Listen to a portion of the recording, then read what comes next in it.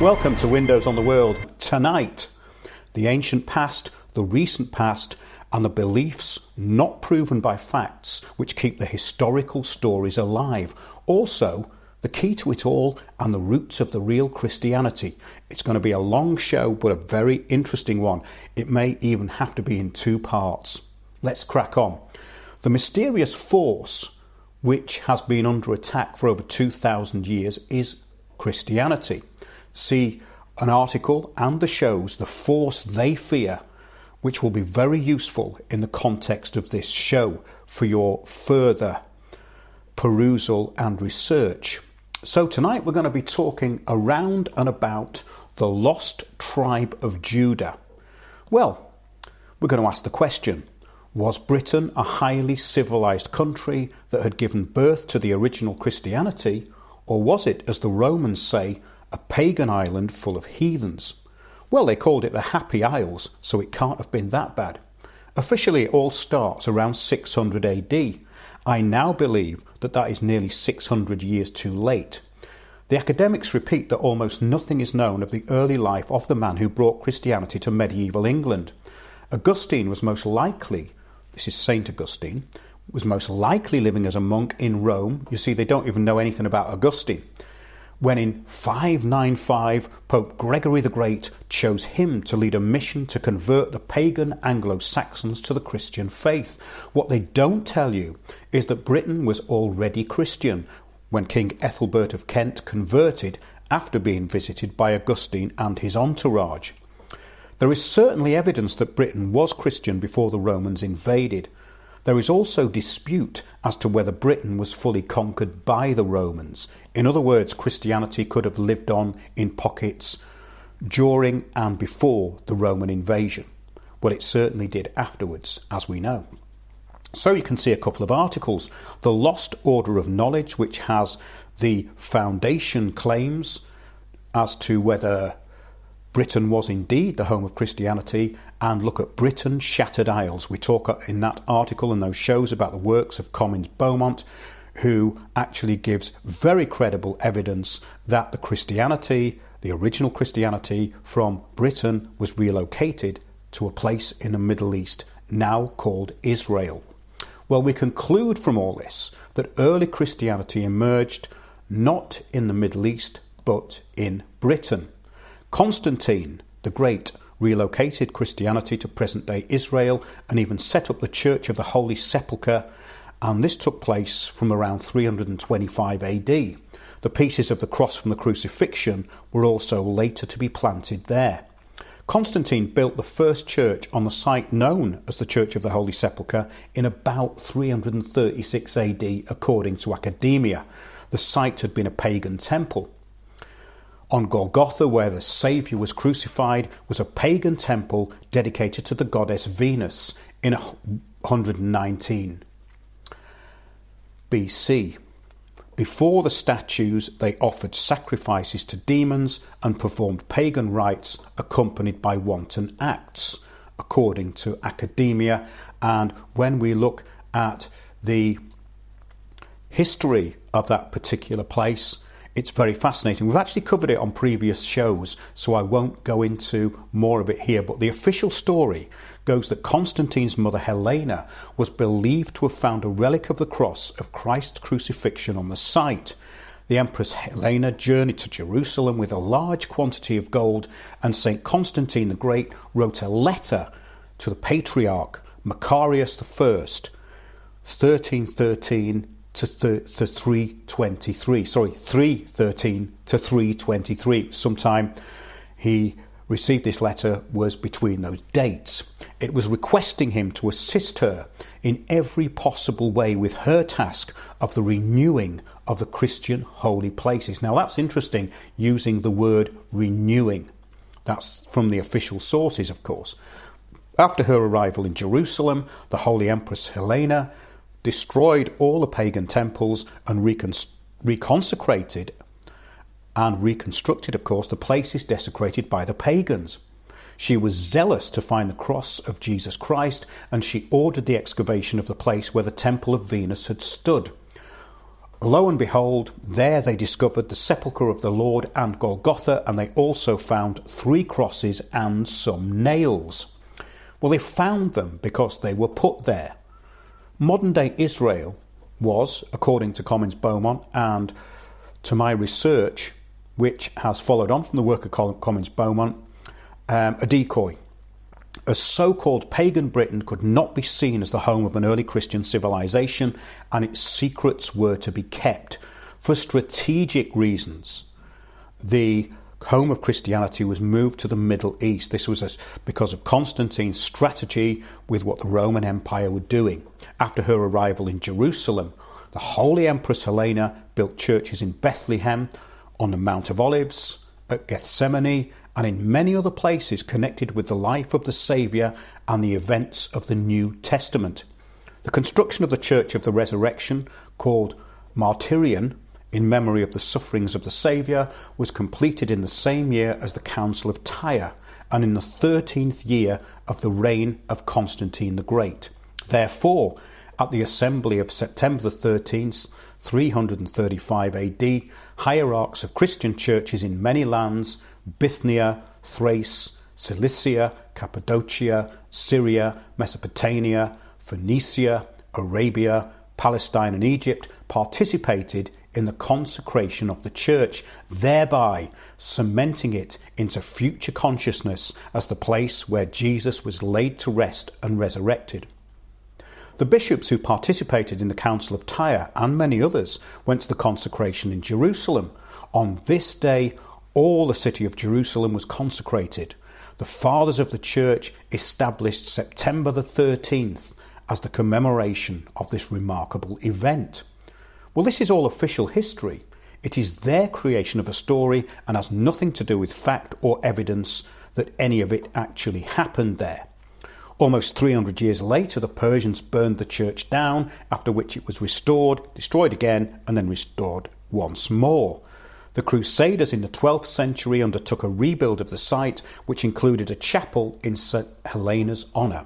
Since that time, frequent restorations and repairs have taken place. I will actually add to this because I visited modern-day Jerusalem and found absolutely nothing of interest there from my own point of view. And also, there is nothing much there. The Church of the Holy Sepulchre is a rebuilt church and has no qualities which suggested to me that it was in any way authentic. That's just my personal opinion. So, Christianity could quite easily have been relocated to this place, as there was no evidence before Constantine and Helena had created the artifacts and the monuments which are attributed to be the home of Christianity. Yes, I thought it was impossible too, until I looked at the compelling evidence for Britain and the complete lack of it in modern-day Israel. Could the modern-day Israel be a decoy, and Jerusalem and Judeans actually be from some other landmass?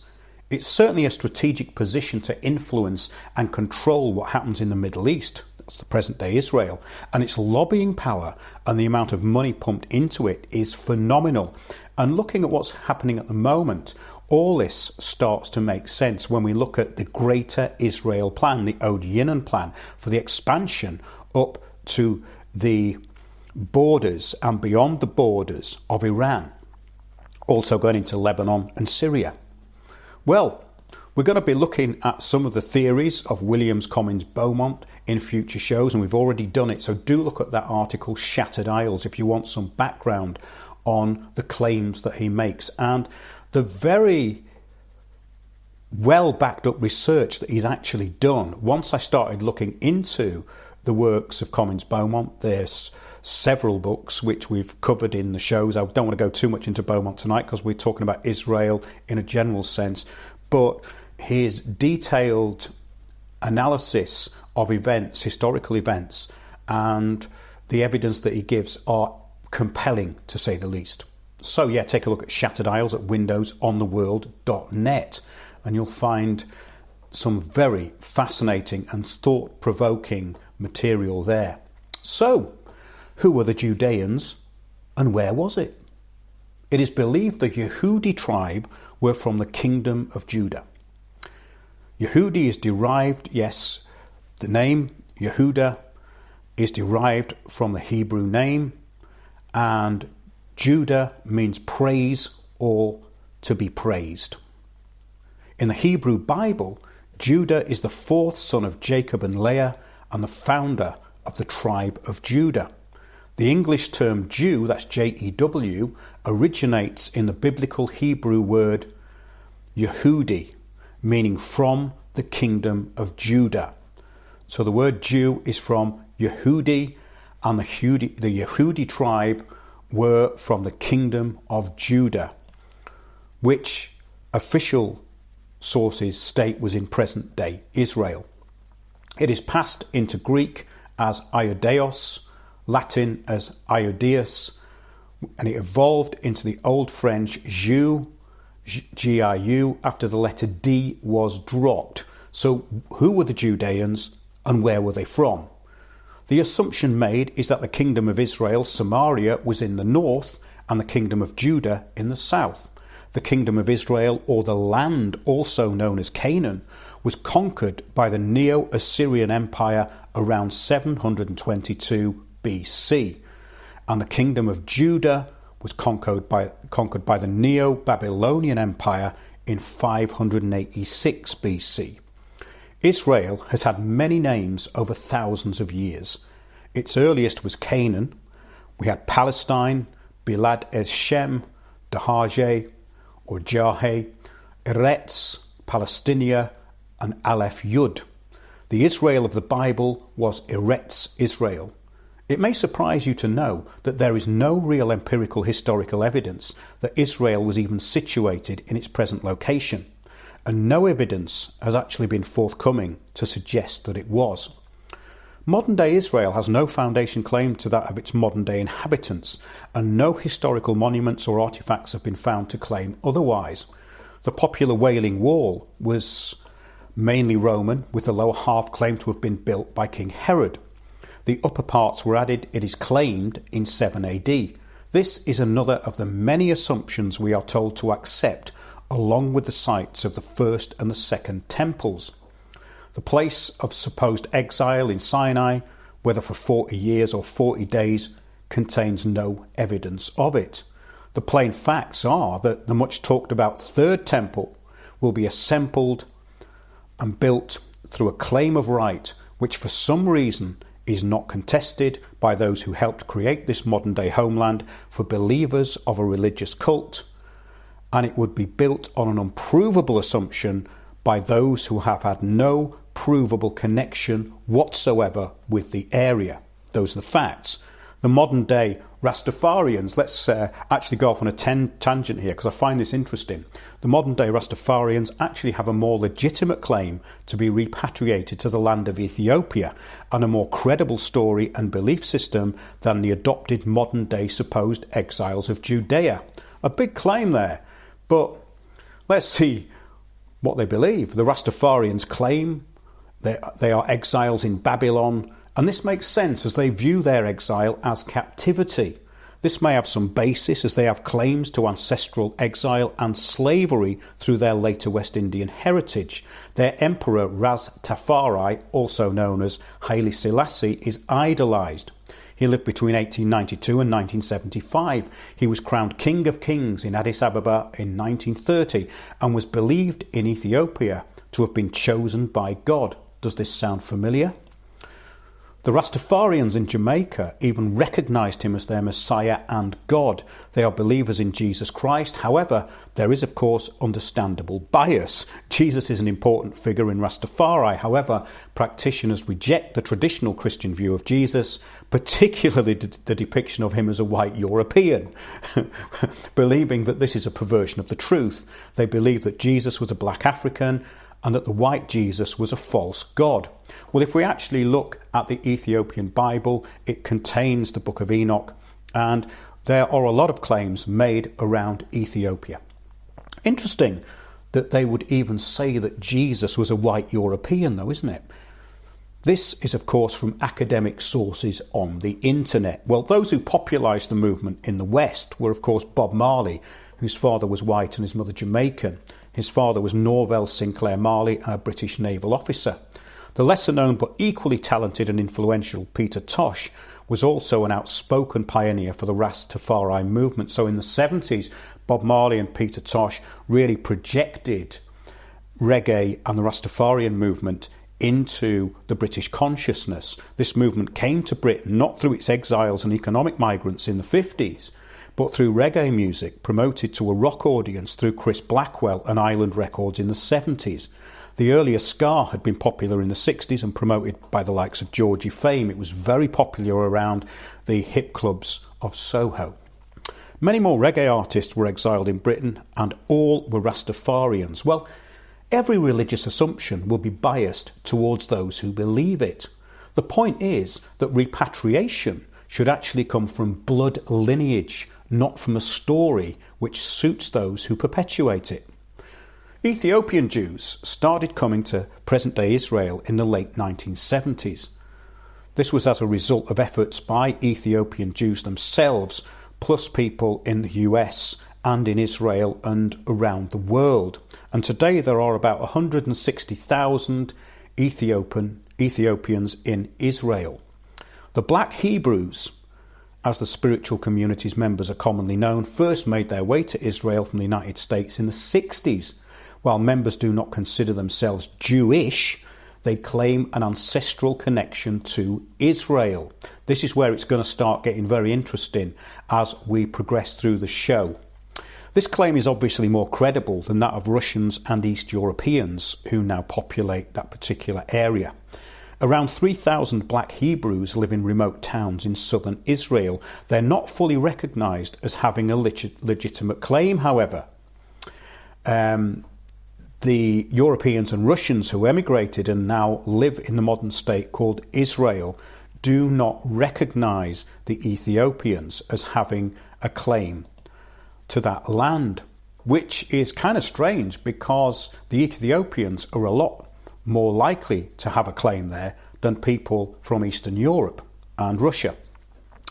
So the Black Hebrews believe they are descendants of the biblical tribes of Israel, who, after the Roman conquest of Judea in 70 AD, fled down the Nile and west into the African interior and were ultimately taken as slaves to North America centuries later.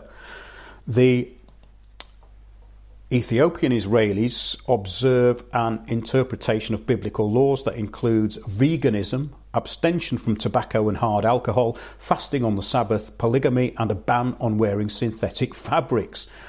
Well, a modern-day state of Israel formed in 1948 and officially grants people it considers Jewish automatic citizenship, but limits entry to others who don't fall under its definition.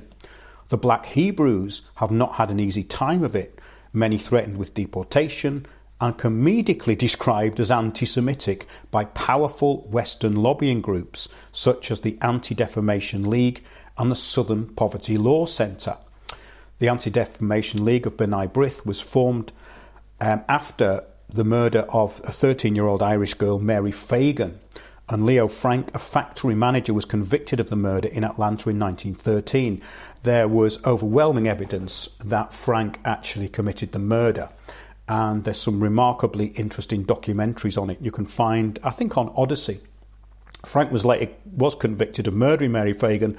He was sentenced to life in prison, but it was actually locals that hung him.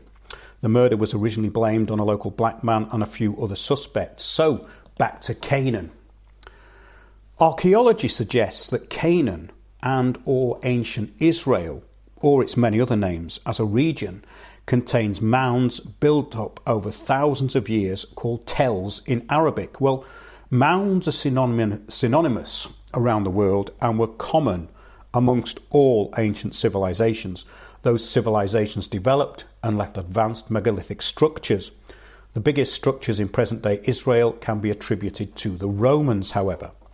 The story goes that after initially exiled to Babylon by the Egyptian pharaoh upon the defeat of the Neo-Babylonian Empire by the Achaemenid Empire under Cyrus the Great, this was in 538 BC, many of the Jewish exiles then returned to what is now known as Jerusalem to build the Second Temple. They were not Jewish exiles, but those said to have originated in the kingdom of Judea. There is no connection to a religion, just a group who lived in an area known as Judea. According to the unreliable, censored and very biased Wikipedia, the history of Israel covers an area of the southern Levant, also known as Canaan, Palestine or the Holy Land, which is the geographical location of the modern states of Israel and Palestine. Well, modern Israel was formed in 1948 as a home for a group of people scattered around the world, especially Russia, Poland and other East European countries. Some were from the Middle East and a few from Africa. They consisted mainly of two ethnic groups, the Sephardim and the Ashkenazi, who call themselves Jews and are not ethnic descendants of Judeans. These groups have been thrown out of many countries, especially in the Middle Ages.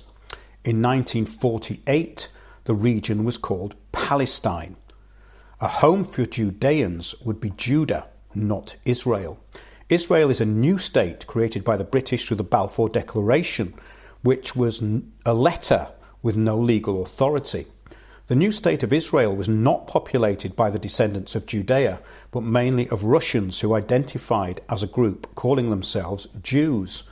And we have to remember where the word Jew came from and how it's being used here. So, a great introduction to the history of Israel is a book that I often recommend by Chaim Bermant, who worked for the Jewish Chronicle, and it's called Israel, and it was published in 1967. And it tells of the problems of the settlers in Israel in the early days, how it was kind of ideologues who went there, very radical people who believed in this state of Israel, and of course lots of illegal immigrants from Russia. And of course, many from Cyprus who had been held after the Second World War. This modern-day group have been involved overtly and covertly in many uprisings and revolutions, including the Russian Revolution in 1917 and the overthrowing of the Sultan in modern-day Turkey by the Young Turks through the Crypto-Donme sect, who outwardly converted to Islam but were devotees of Sabbatai Zevi and Jacob Frank, also known as the Sabbatean Frankists. I talked about this on Richie Allen's show, but if you want some information, look at an article on the homepage of Windows on the World called Clowns of Kabbalah. Clowns of Kabbalah. It's linked to lots of articles which goes into the history. The whole thing goes into the history of the Sabbatean Frankists, a very interesting movement which also is very controversial to this day. So let's look at the language now. The Hebrew language is said to have evolved from Aramaic. Claims are made that Hebrew originated earlier, but it was always a copy of the earlier Aramaic. Aramaic came first and is the common language of the region. There was also Phoenician, a Semitic language more precisely belonging to the group of Canaanite languages, which includes Hebrew, Phoenician, Philistine, Moabite, and more. It was spoken in the area called Canaan in Phoenicia. Hebrew and Aramaic and Phoenician were the languages of this area in ancient times. And it was called Put in Old Egyptian. So let's go back to academia and what they have to say. The Imperial Aramaic script of the earlier scrolls in the 3rd century BC evolved into the Hebrew square script of the later scrolls in the 1st century of the Common Era, also known as Ketav Ashuri or the Assyrian script, which is still in use today. There are claims that Hebrew was much older, but it is always preceded by Aramaic, which the later Hebrew copied. You can go to the Omniglot website and find out what the differences are between Aramaic and Hebrew and the dates in which the two languages first appeared. We're going to go into the word Jew very soon, and we're going to look at its context. So, hope you're enjoying it so far. It's a great way of looking at the past, the present and the future by bringing everything together like this. So we'll be back in a couple of minutes.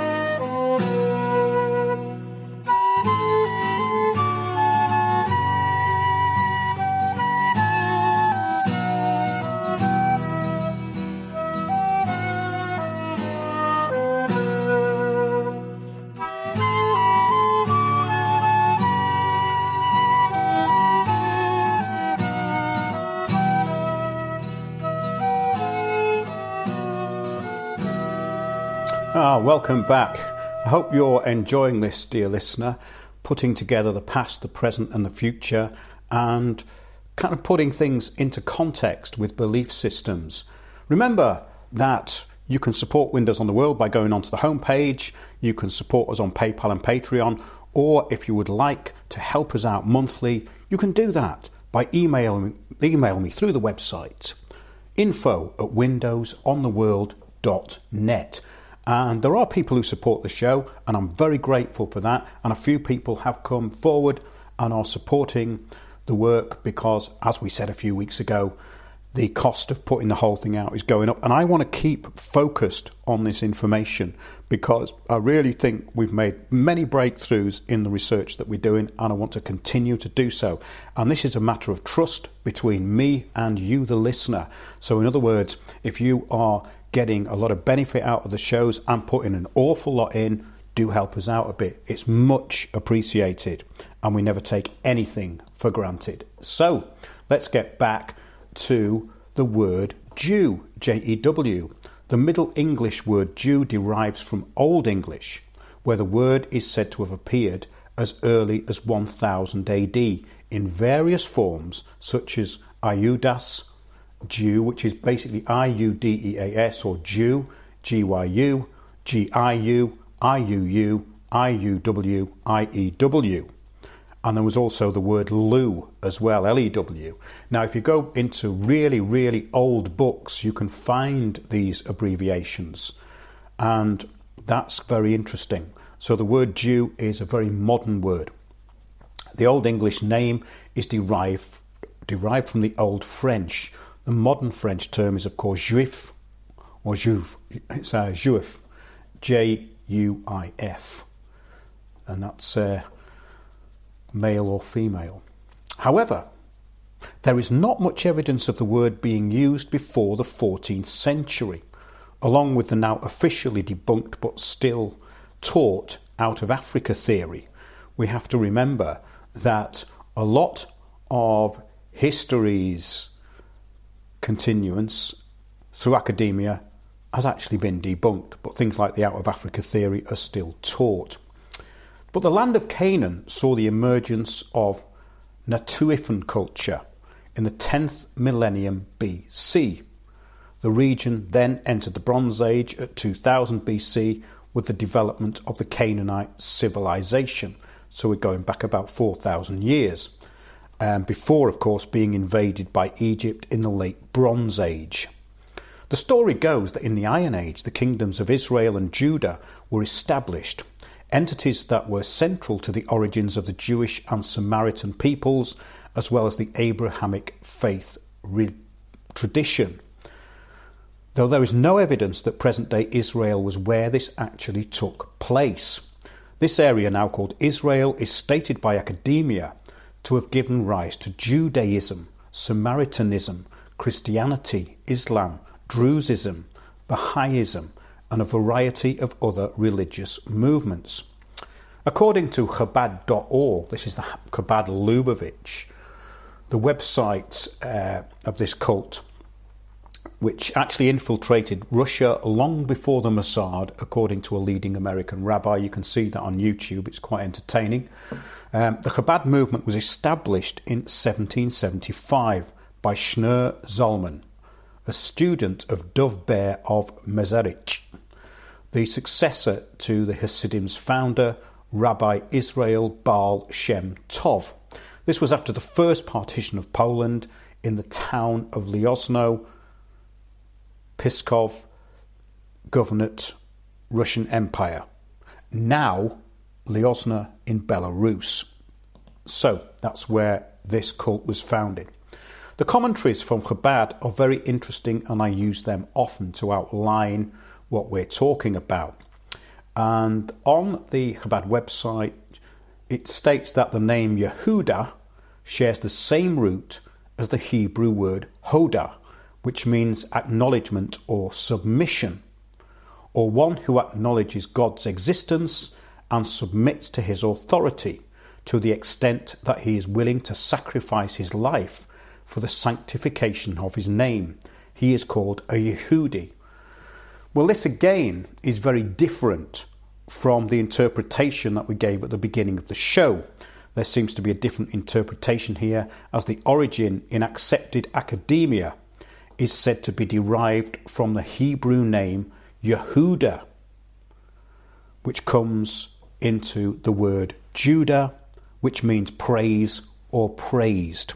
So they've given a completely different explanation on the Chabad Lubavitch website, which is not unusual at all. And they carry on that Abraham is commonly referred to as the first Jew. Well, he couldn't have been called a Jew, could he? Because that's a new word. As the first person to use his own cognitive abilities to discover and recognise the one God, reject the idolatrous ways of his ancestors and contemporaries, actively publicised the truth of God and was prepared to give his life for these goals. Abraham, it says, epitomised Jewishness many centuries before the term came into common use. Well, at least they admit that. This is, of course, just attaching the modern name Jew to Abraham. The Chabad Lubavitch have infiltrated many countries, and this was their original mode of operation. They are Kabbalists and advocate strict Noahide laws for non-Noahides. Well, that is those who will not reject their faith in Jesus Christ. They will be beheaded under this extreme and intolerant law system of the Chabad Lubavitch, the Noahide laws. Their last Rebbe, or leader, some would say, even Messiah, was Menachem Mendel Schneerson, and he made some very supremacist statements about non-Jews. It would be helpful if he could define what a Jew is and why he is one and others aren't, which of course he never actually does. This is what he said about those he believed were not Jews. This is what needs to be said about the body. The body of a Jewish person is of a totally different quality from the body of members of all the nations of the world. The difference in the inequality between Jews and non-Jews is so great that the bodies should be considered as a completely different species. Well, this kind of mental illness is not only confusing, but it's completely contradictory when you look at what they actually state is a Jew, because they don't seem to know. And is he talking about Darwinian evolution, or is he just talking bollocks? You decide. As we will see from the Chabad website, they have no clear definition of what they believe a Jew is or isn't.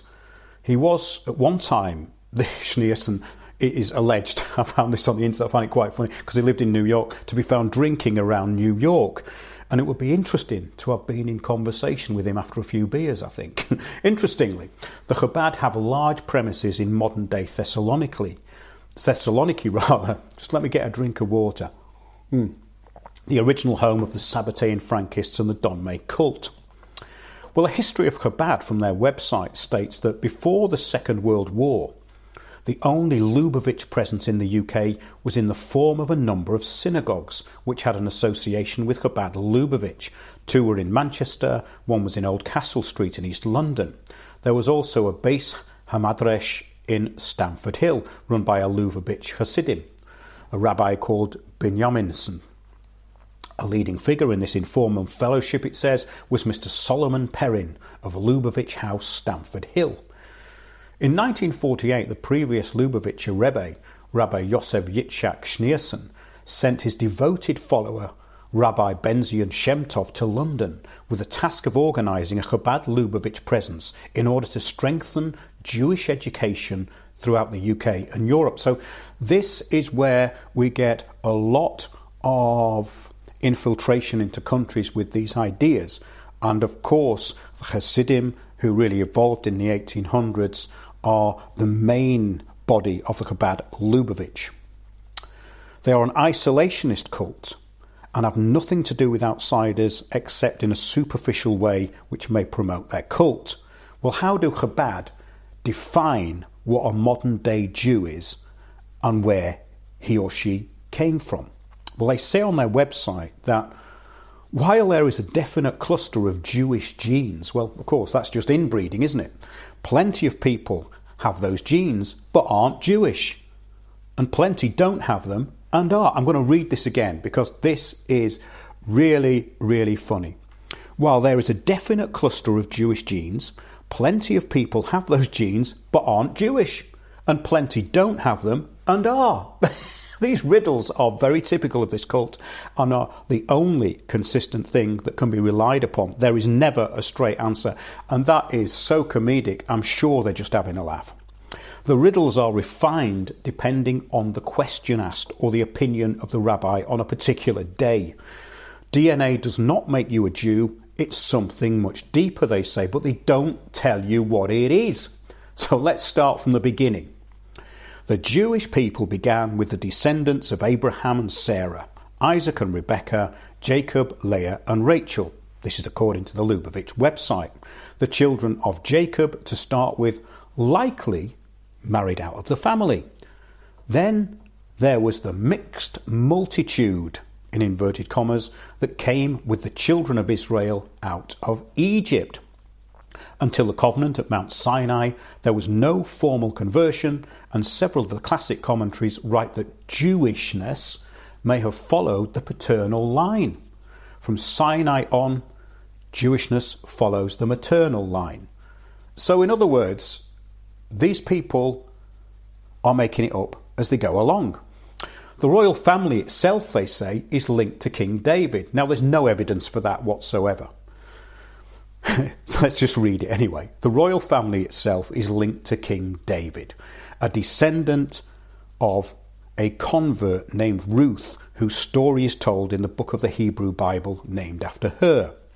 Another book, the book of Megillah of Esther, speaks of many people of the land becoming Jewish during the Persian exile. Well, none of this is supported by any evidence or is by itself evidence at all of anything, nor has it any basis in historical fact. It's just another story, and when told with enough chutzpah, will convince any gullible outsider. So, let's get on to the literature. The Torah is not the Pentateuch.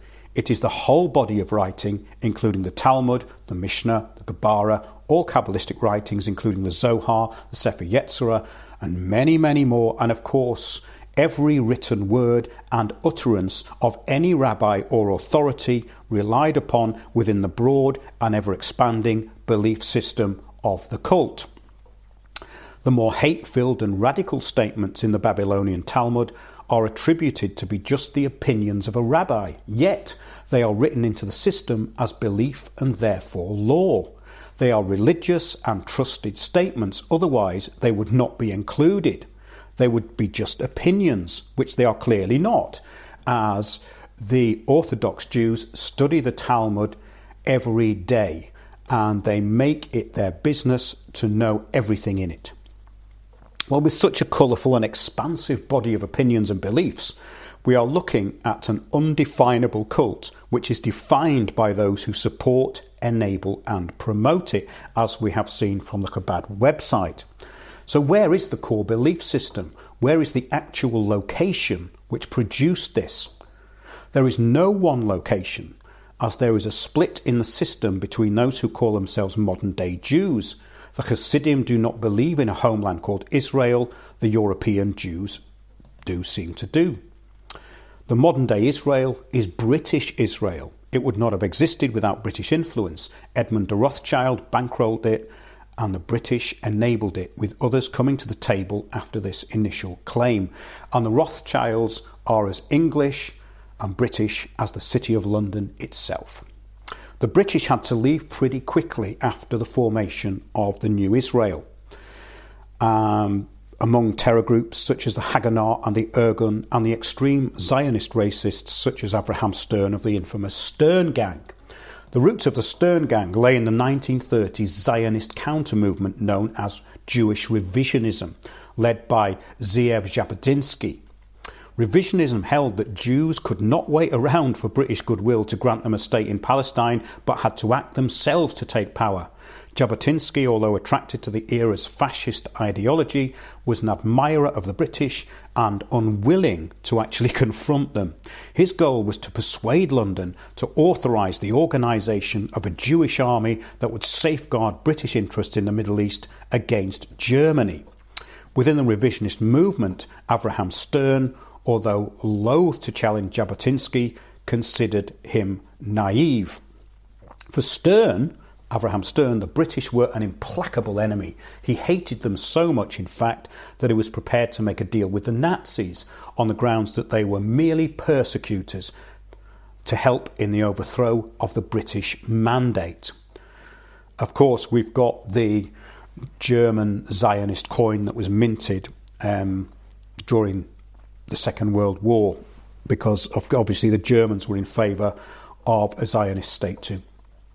A romantic and a mystic, more than a political thinker, Avraham Stern actually believed the Nazis would consent to the establishment of a sovereign Jewish state in Palestine, and he continued his unrequited courtship of them, turning to the Italians when prospects with the Germans looked grim, even after the war began.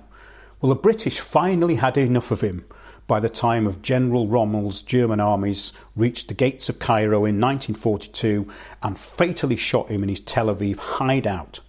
It is believed that the mainstream Zionists, led by David Ben-Gurion, helped the British to track down Avraham Stern. Let's now go into the Stern Gang, because all of this is very important to know the recent history of this place known today as Israel. The Stern Gang. This is from a book by Y.S. Brenner. The Fighters for the Freedom of Israel, commonly known as the Stern Gang, was one of 3 Jewish paramilitary organisations operating in Palestine during the years between World War II and the establishment of the State of Israel in 1948. The common origin of all 3 organisations, Haganah, Irgun and the Stern Gang, was the Jewish Defence Organisation, Haganah, which was created during the Arab disturbances in 1929. When another Arab uprising against the British mandatory government in Palestine began in 1936, the right wing of the Jewish Defence Organisation disagreed with the general policy of mere defence laid down by the Jewish Agency. In April 1937, it demanded retaliation against the Arab community whenever Jewish settlements were attacked by Arab marauders. As the Arab uprising, which had initially been an anti-British movement, became increasingly anti-Jewish, the right wing of the Jewish Defence Organisation started to carry out their retaliation. This wing, under its separate command, then became known by the name the National Military Organisation in the Land of Israel. Irgun Zevi, Leumi or Eretz Israel, aka Irgun. While the Haganah remained the military force at the disposal of the Jewish Agency, the Irgun kept a close liaison with the right wing, the revisionist party led from Europe by Jabotinsky of the World Zionist Organization. Direct command over the Irgun was divided between the military head David Raziel and the political head Avraham Stern, even before the beginning of World War II. So, going back now to the Balfour Declaration, it never mentioned Israel. It was a home for Jews in Palestine. The Balfour Declaration was a public statement issued by the British government in 1917 during the First World War, announcing its support for the establishment of a national home for Jewish people in Palestine, then an Ottoman region with a small minority Jewish population. The declaration was contained in a letter dated the 2nd of November 1917 from the United Kingdom's Foreign Secretary Arthur Balfour to Lord Rothschild, a leader of the British Jewish community, and for transmission to the Zionist Federation of Great Britain and Ireland. The text of the declaration was published in the press on the 9th of November 1917. OK, I'll read it out. Foreign Office, November the 2nd, 1917. Dear Lord Rothschild, I have pleasure in conveying to you, on behalf of His Majesty's Government, the following declaration of sympathy with Jewish Zionist aspirations, which has been submitted to and approved by the Cabinet. His Majesty's government view with favour the establishment in Palestine of a national home for the Jewish people and will use their best endeavours to facilitate the achievement of this object, it being clearly understood that nothing shall be done which may prejudice the civil and religious rights of existing non-Jewish communities in Palestine, or the rights and political status enjoyed by Jews in any other country. I should be grateful if you would bring this declaration to the knowledge of the Zionist Federation. Signed, Balfour. Okay, well, that's interesting, isn't it? Because if we look at the present, we can ask ourselves, well, what happened? If it was set up as an agreement from that document, then we can clearly see that it's been breached ever since Israel was set up. And we can't forget General Ord Wingate and the Chindits, who were operating with the Zionist movement and basically helping them to get rid of the Palestinians. So the bonds between the mainstream Zionists and the British were always very strong. This still continues to this day, with Israel's powerful lobbies having their way with all the British mainstream parties. See the lobby, the Al Jazeera documentary, which was made several years ago. Well, let's go back now to the King David Hotel bombing in 1948. Operation Agatha, which was Saturday the 29th of June 1946, was sometimes called Black Shabbat or Black Saturday because it began on a Jewish Sabbath. It was a police and military operation conducted by the British authorities in the British Mandate of Palestine in response to Operation Agatha or Black Sabbath, in which the British arrested hundreds of Irgun fighters. The Jewish militias were determined to strike back. British soldiers and police searched for arms and made arrests in Jerusalem, Tel Aviv and Haifa. And in several dozen settlements, the semi-official Jewish agency was raided. The total number of British security forces involved is variously reported as 10 to 17,000 and up to 25,000. About 2,700 individuals were arrested, among them Moshe Sharett. The British objectives included dissuading the Haganah and the Palmach, the Lehi, the Stern Gang and the Irgun Survey Lumi from undertaking further attacks against British troops and officials, as well as possibly dissuading a unilateral proclamation of a Jewish state and bolstering their morale. The southern wing of the King David Hotel, Palestine's fanciest hotel, was the British military headquarters. The Haganah approved the attack but later dropped out, and the Irgun and Lehi executed a plan to bomb the British side of the hotel. Disguised as Arab workers, Irgun fighters set the explosives in the basement, while a smaller bomb was placed across the street as a distraction. I think they put it into milk churns.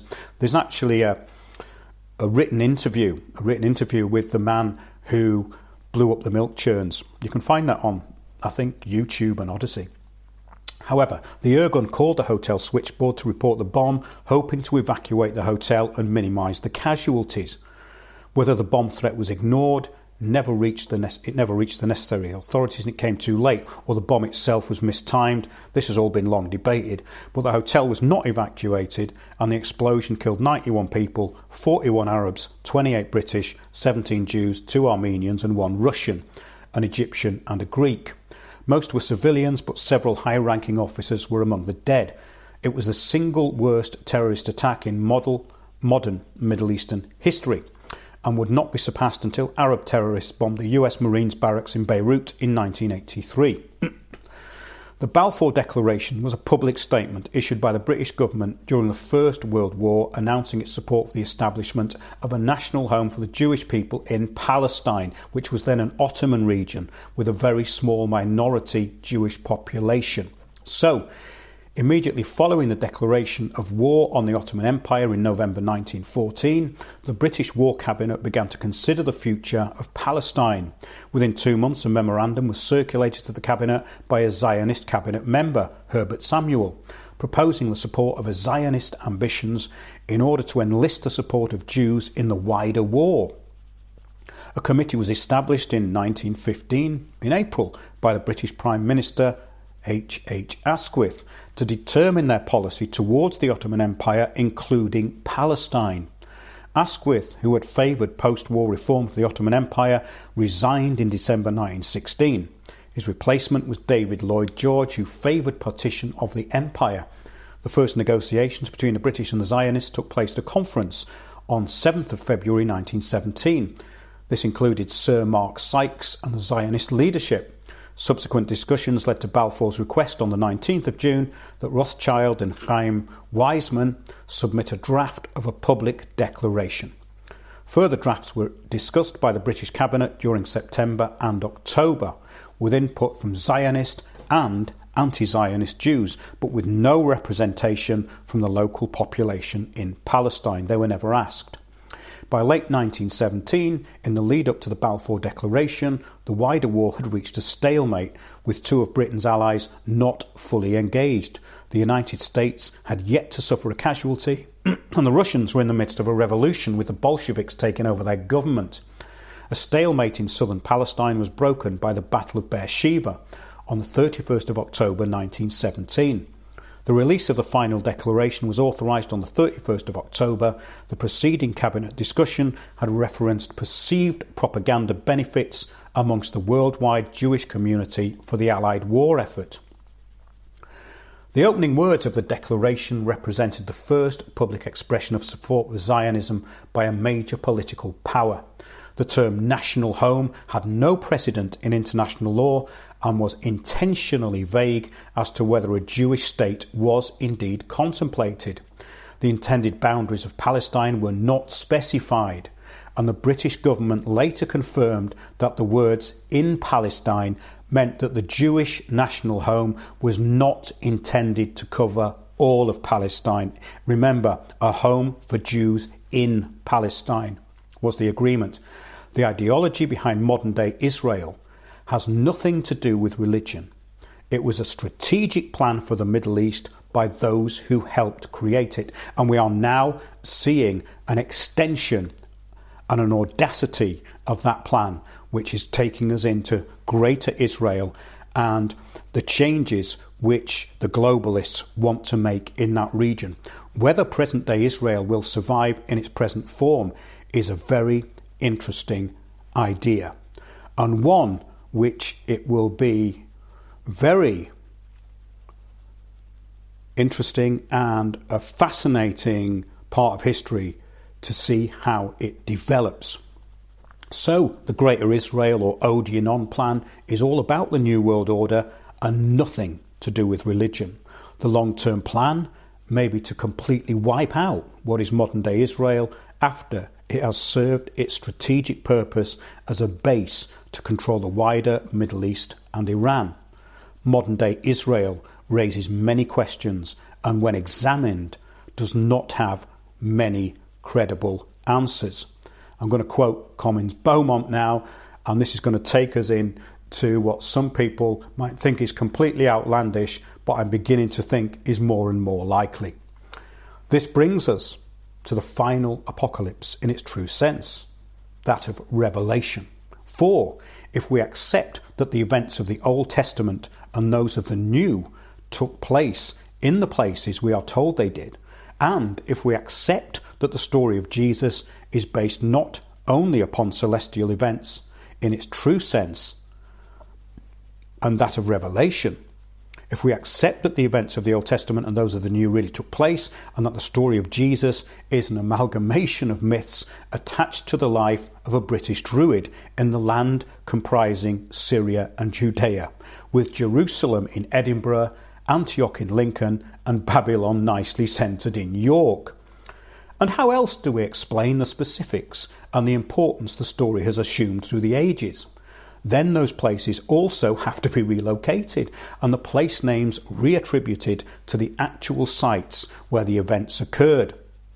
Comins Beaumont concludes that, as with prehistory, the history of Christianity has been uprooted and replanted in a distant land.